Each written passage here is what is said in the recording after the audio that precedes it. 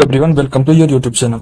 आज हम लोग बिहार एसएससी 10+2 का एग्जाम जो है उसका प्रैक्टिस सेट देखेंगे, जो कि प्रैक्टिस सेट 5 होगा। और इसमें मोस्ट इम्पोर्टेंट जीके जीएस आपको देखने को मिलेगा, जितने भी उपलब्ध हैं यूथ के, एक मनी के, उसमें ही मोस्ट इम्पोर्टेंट मैंने पिक किया हुआ है, तो वहीं से आपको प्रैक्टिस सेट देखने को मिलेगा। तो देखते हैं आज का क्वेश्चन क्या है। उससे पहले चैनल पर जो पहली बार आए, चैनल को सब्सक्राइब करके बेल आइकन को दबा लीजिएगा, ताकि इस तरह की नोटिफिकेशन आप तक आसानी से पहुंच जाए। टेलीग्राम व्हाट्सएप ग्रुप पर नहीं जुड़े हुए हैं तो दोनों को जुड़ जाइए। दोनों का लिंक जो है इसी वीडियो की डिस्क्रिप्शन में आपको मिल जाएगा। वहां मैं सारे वीडियो का लिंक शेयर कर देता हूं, साथ ही आज का जो पीडीएफ है वो भी वहां मिल जाएगा। और जितनी भी वैकेंसी आती है, चाहे वो स्टेट की हो या सेंट्रल की हो, वहां आपको देखने को मिलेगा। तो चलते हैं, देखते हैं आज का क्वेश्चन। ताजे पानी की सबसे बड़ी झील लेक सुपीरियर कहाँ स्थित है? लेक सुपीरियर जो है ये कहाँ स्थित है, आपको बताना, जो कि ताजे पानी की सबसे बड़ी झील है। अमेरिका, ब्राजील, फ्रांस, रूस। तो लेक सुपीरियर जो है आपको अमेरिका में स्थित है। और इसकी बात करूं कि लेक सुपीरियर जो है ये यूएसए और कनाडा के बीच में स्थित है। लेकिन अगर इस ऑप्शन के अकॉर्डिंग हम लोग बात करें तो ये जो है संयुक्त राज्य अमेरिका इसका उसका है। और सुपीरियर लेक के क्षेत्रफल की बात करूं तो ये कितने हैं, ये 82,100 वर्ग किलोमीटर है। और ये तो आपको विश्व के हो गए लेक सुपीरियर। अगर मैं पूछूं कि भारत की सबसे बड़े मीठे पानी का झील कहाँ, कौन सा है, तो ये हो जाएगा वुलर झील, जो कि जम्मू कश्मीर में स्थित है। अगर पूछूं भारत की सबसे खारे पानी की झील कहाँ है, तो ये जो है चिल्का झील है, जो कि उड़ीसा में अवस्थित है, जहां जो है आपको खारे पानी की सबसे बड़ी झील है। नेक्स्ट प्रश्न है कि किस पंचवर्षीय योजना के अंतर्गत समाज में समाजवादी ढांचे की स्थापना का संकल्प लिया गया था? फर्स्ट, सेकेंड, थर्ड और फोर्थ। तो सेकेंड जो है द्वितीय पंचवर्षीय योजना। द्वितीय पंचवर्षीय योजना में क्या हुआ था, जिसका कार्यकाल कितने से कितने ईस्वी के बीच में रहता है? 1 अप्रैल 1956 से 31 मार्च 1961 तक दूसरी पंचवर्षीय योजना चला था, जिसमें आपको समाजवादी ढांचे की स्थापना का संकल्प लिया गया था। ये जो अगर पूछूं कि ये महालनोबिस के मॉडल पर जो आधारित थी, किस पंचवर्षीय योजना में थी, तो सेकेंड पंचवर्षीय योजना में प्रोफेसर पीसी महालनोबिस जो थे के मॉडल पर आधारित सेकेंड पंचवर्षीय योजना थी। और इस योजना का उद्देश्य क्या था? इस योजना का उद्देश्य था कि देश में औद्योगिकरण की प्रक्रिया प्रारंभ करना। देश में औद्योगिकरण की जो प्रक्रिया है वो प्रारंभ करना, यह सेकेंड पंचवर्षीय योजना में थी, जो कि समाजवादी ढांचे की स्थापना का संकल्प लिया गया था। निम्न में से किसी ने कम से कम 2 बार नोबेल पुरस्कार प्राप्त किया है? Churchill, madam Curie, Woodrow Wilson, Kofi Annan. तो ये मैडम क्यूरी जो थे, जो कि 2 बार नोबेल पुरस्कार जिनको मिला हुआ है, ये जो है आपको 1903 ईस्वी में आपको भौतिक के लिए मिला था, और 1911 में क्या मिला था, रसायन के क्षेत्र में। जो रसायन के क्षेत्र में क्या किए थे, रेडियम और पोलोनियम की खोज किए थे, जिस वजह से उनको नोबेल पुरस्कार मिला था 1911 में। और 1903 में फिजिक्स के क्षेत्र में आपको इसको नोबेल पुरस्कार मिला था। और ये इसका इंटरेस्टिंग फैक्ट ये है कि मैडम क्यूरी की जो बेटी और दामाद है, उनको भी नोबेल पुरस्कार से सम्मानित किया जा चुका है। और शांति का नोबेल पुरस्कार कौन से डेट को दिया जाता है? 10 दिसंबर को दिया जाता है। नॉर्वे की राजधानी कहाँ पे, ओस्लो में दी जाती है।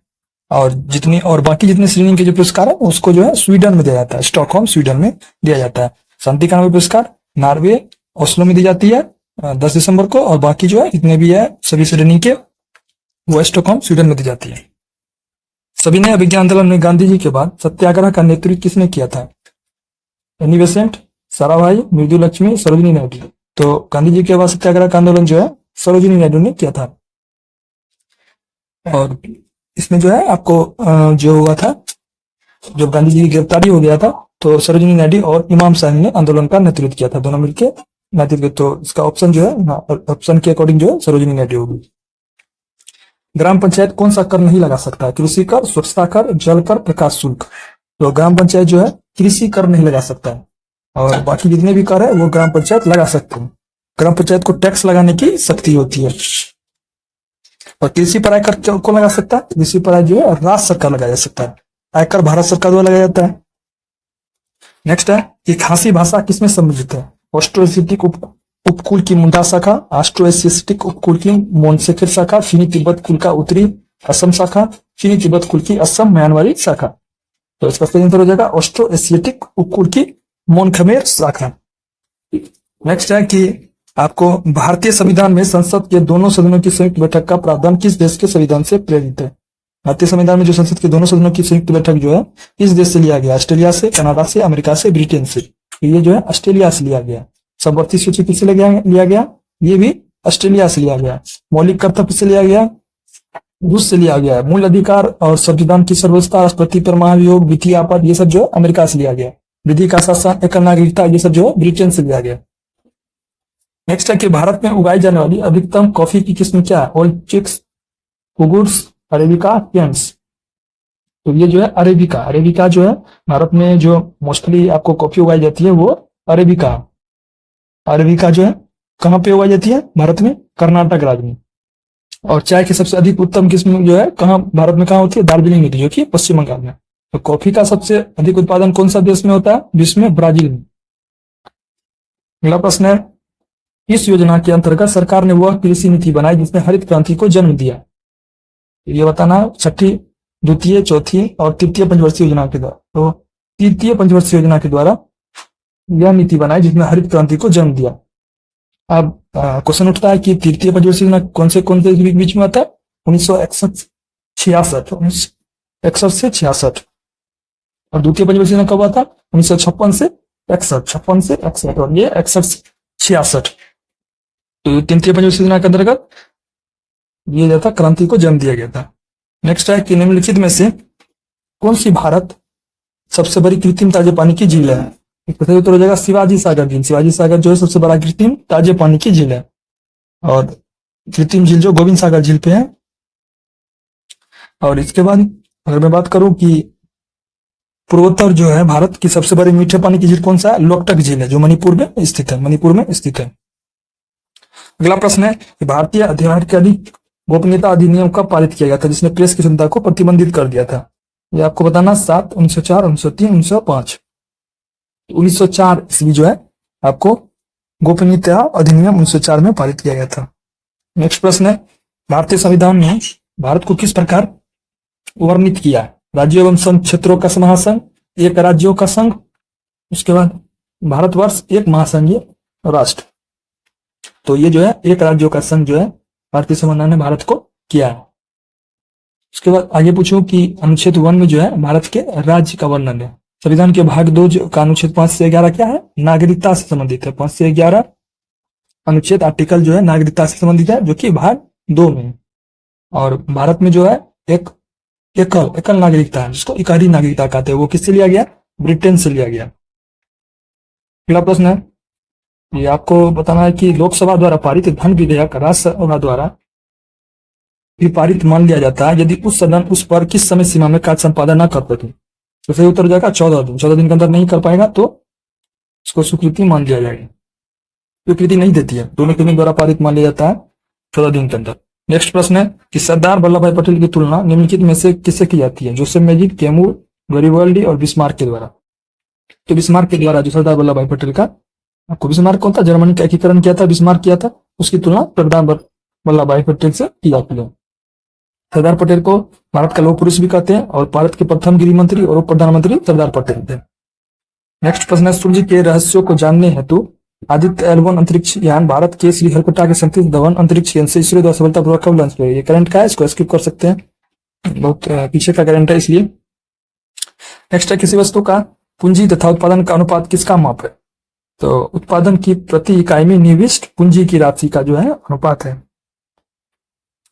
नेक्स्ट है, मौलिक अधिकारों को लागू करने के लिए रीट जारी की जाती है संसद द्वारा, राष्ट्रपति द्वारा, उच्चतम न्यायालय द्वारा, चुनाव आयोग द्वारा। तो ये उच्चतम न्यायालय द्वारा रीट जारी की जाती है मौलिक अधिकार को लागू करने के लिए। नेक्स्ट है कि 29वां राष्ट्रीय फिल्म 2023 में सर्वश्रेष्ठ अभिनेता किसे चुना गया? हालांकि ये बहुत पुराना ओल्ड करंट अफेयर है, इसको स्किप कर सकते हैं। आंसर इसका जो अल्लू अर्जुन हो जाएगा। नेक्स्ट प्रश्न है कि गांधी इन चंपारण पुस्तक के लेखक कौन है? गांधी इन चंपारण पुस्तक के लेखक जो है आपको दीनानाथ गोपाल तेंदुलकर है। दीनानाथ गोपाल तेंदुलकर जो है गांधी इन चंपारण का आपको पुस्तक के लेखक है। मैं पूछूं कि महात्मा गांधी का जन्म कब हुआ था? तो 2 अक्टूबर 1869 को कब हुआ था? काठीवारा के पोरबंदर नामक स्थान पर हुआ था। गांधी जी दक्षिण अफ्रीका कब गए थे? 1893 ईस्वी में। और यहाँ पे जो इन्होंने नेटाल कांग्रेस की स्थापना की थी। और 1915 में फिर रिटर्न भारत आ गए थे, जो कि अस्थायी रूप से रहने के लिए वापस आ गए थे। 93 में दक्षिण अफ्रीका गए थे, 1915 में रिटर्न आ गए थे। 2 अक्टूबर 1869 का इनका जन्म हुआ था। और गांधी इन चंपारण पुस्तक के लेखक जो है आपको दीनानाथ गोपाल तेंदुलकर है। नेक्स्ट है, निम्नलिखित देश में से किस देश में तकला माकन मरुस्थल स्थित है? तो सबसे उत्तर हो जाएगा चीन। चीन में जो है तकला माकन आपको मरुस्थल है। गोबी मरुस्थल कहाँ? एशिया का सबसे बड़ा मरुस्थल है। लोएस का मैदान जो है मंगोलिया और चीन में मिलता है। लोएस का मैदान जो है मंगोलिया और चीन में। गोबी मरुस्थल है कहाँ पे? मंगोलिया में स्थित है, जो कि एशिया का सबसे बड़ा मरुस्थल कहा जाता है। मानचित्र बनाने के विज्ञान को कहते हैं कार्टोग्राफी, जियोग्राफी, कार्पोलॉजी, जियोलॉजी। तो इसको जो कार्टोग्राफी कहते हैं। मानचित्र बनाने के विज्ञान को कार्टोग्राफी कहते हैं। पृथ्वी के आंतरिक भाग का अध्ययन किया जाता है किसमें? जियोलॉजी में। और उसके बाद मानचित्र के विज्ञान कार्टोग्राफी में मानचित्र की विस्तृत अध्ययन किया जाता है। नेक्स्ट प्रश्न है कि मुद्रा आपूर्ति के अंतर्गत क्या होता है? आपको मुद्रा का मूल्य घटता है, मुद्रा का मूल्य बढ़ता है, वस्तुओं का मूल्य घट जाता है, मुद्रा की आपूर्ति कम हो जाती है। तो मुद्रा का जो है मूल्य घटता है मुद्रा आपूर्ति में। कारण क्या होता है? अधिक मुद्रा खर्च करना पड़ता है जब वस्तुएं खरीदते हैं, अर्थात वस्तु के क्रय में क्या होता है? अतिरिक्त मुद्रा जो है चुकाना पड़ता है। मंदी का मुख्य कारण क्या है? मंदी का मुख्य कारण जो है क्रय शक्ति का अभाव होना होता है। उम्मीद करते हैं कि आने वाले एग्जाम में आपको हेल्पफुल रहेगा ये सीरीज जो है। और आपको बताना कि कमेंट बॉक्स में करके कमेंट करके कि आपका कितना स्कोर रहा। और मिलते हैं नेक्स्ट वीडियो में। Thank you for watching.